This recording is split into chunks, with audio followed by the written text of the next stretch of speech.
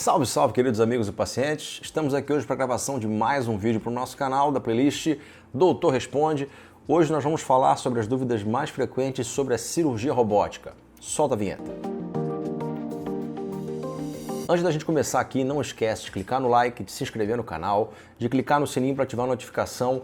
Isso é muito importante para o nosso vídeo ter relevância e alcançar mais pessoas. Você que é novo no canal, seja bem-vindo. Você que já está assistindo aí há algum tempo com a gente, muito obrigado, é um prazer contar com a sua audiência. Eu sou Adolfo Bahamonde, cirurgião geral oncológico, e aqui nesse canal eu trago para vocês temas sobre cirurgia geral, oncologia e transplante de órgão. Hoje nós vamos falar aqui então sobre as dúvidas mais frequentes sobre cirurgia robótica. Como é feita a cirurgia robótica? Bom, diferente da laparoscopia, né, a cirurgia robótica é uma tecnologia mais avançada. Ela é feita da seguinte forma. Claro, tem algumas semelhanças ali, né? Após a anestesia, o paciente ele é posicionado, tá? A depender do tipo de cirurgia que vai ser feita, se é uma cirurgia de andar superior, uma cirurgia de andar inferior, enfim, né? Dependendo do tipo de cirurgia que vai ser executada naquele momento, o paciente é posicionado após a anestesia e, a seguir, é feito aquele pneumoperitônio, aquela injeção de gás dentro da barriga, são colocados aqueles trocartes, né? Aqueles dispositivos específicos para poder introduzir as pinças, e a seguir é feito o acoplamento do robô,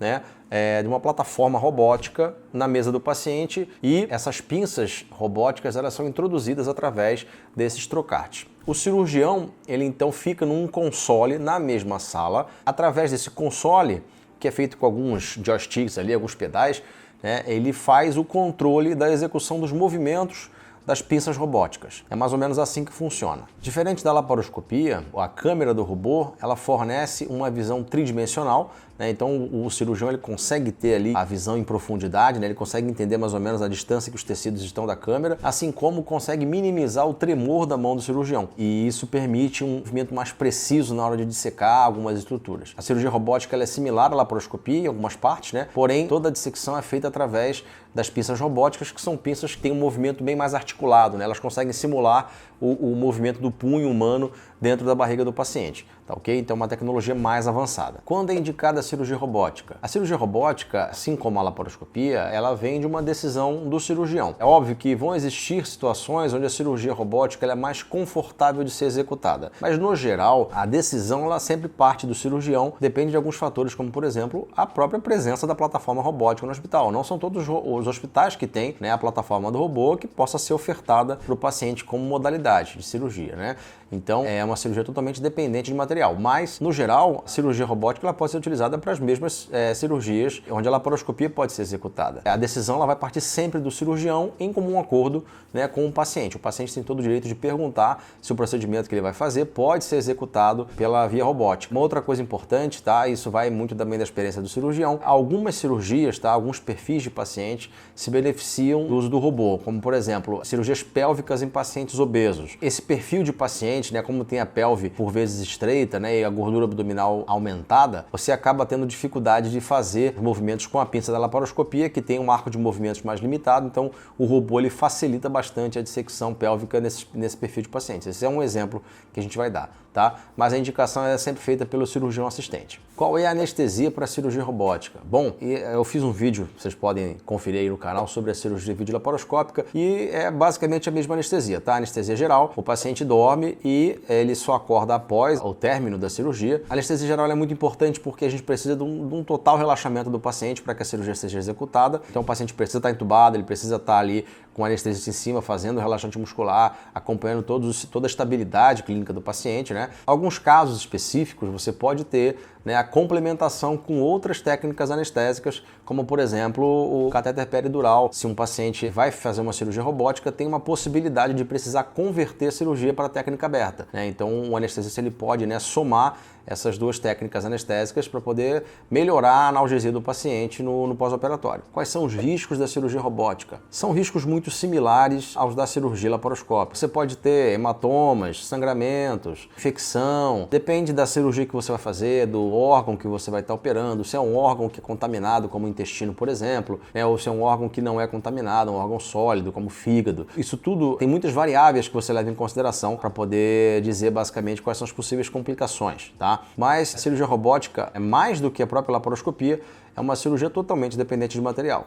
Então você pode ter as questões que são inerentes inerentes, né, aos cuidados das pinças robóticas, da plataforma do robô. Pode acontecer, né, é raríssimo acontecer, eu particularmente nunca vi, mas podem ter falhas mecânicas, né, você pode precisar converter a cirurgia porque não tem uma determinada pinça, né, que você precisa, então isso pode acontecer. Normalmente os hospitais são muito bem adaptados a essa situação do robô e isso muito raramente vai acontecer, mas é uma possibilidade. Quanto custa uma cirurgia robótica? Bom, nessa situação, vale a pena deixar algumas coisas aqui específicas, tá? A curva de aprendizado do cirurgião, normalmente ela vem da cirurgia aberta, passa pela cirurgia laparoscópica e depois pela cirurgia robótica. Então, quando você vai fazer uma cirurgia com um cirurgião que está habilitado a fazer cirurgia robótica, ele é um cirurgião que passou por etapas de aprendizado mais longas, então é um cirurgião que é bastante especializado. Esse é o primeiro ponto. Segundo ponto, é uma plataforma que depende muito de material, e material normalmente é material importado, não é material de fabricação nacional. Então, é um material caro, é uma cirurgia que é feita por um cirurgião altamente treinado, e existe também a questão da taxa do uso do robô,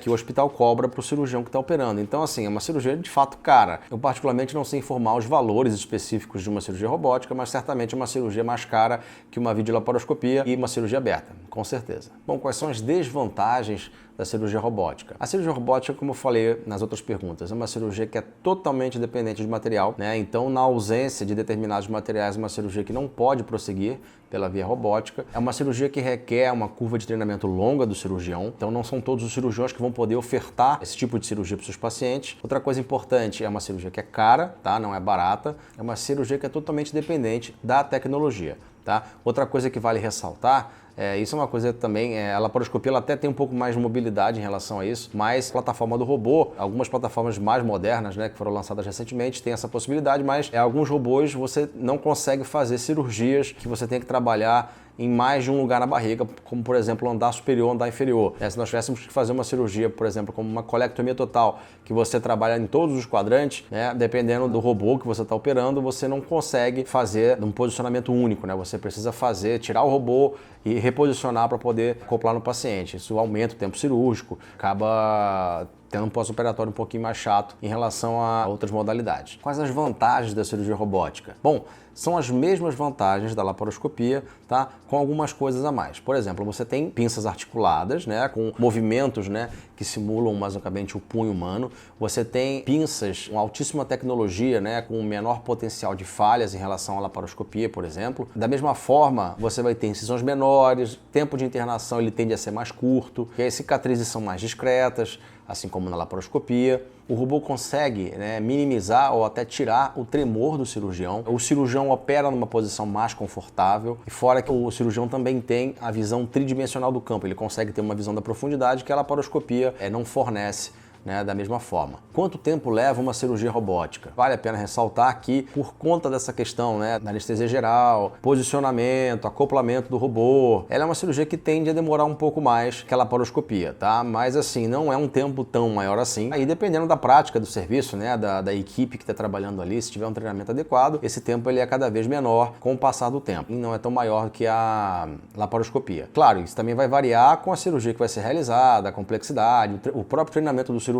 Então tudo isso tem que ser discutido com o paciente antes do paciente ser operado, para poder o paciente ter uma noção basicamente, né? A família também, né? A rede de apoio que vai estar acompanhando ali na cirurgia, precisa ter uma noção de qual vai ser o tempo que vai demorar, tempo esperado, né? De demora dessa cirurgia. Esse foi mais um Doutor Responde, espero que tenham entendido, espero que tenham gostado. Não esquece de clicar no like, se inscrever no canal, clicar no sininho para ativar as notificações, isso é muito importante para o nosso canal. Não esquece de compartilhar esse vídeo com quem você acha que pode se beneficiar desse conteúdo. Tá ok? Muito obrigado e até o próximo vídeo.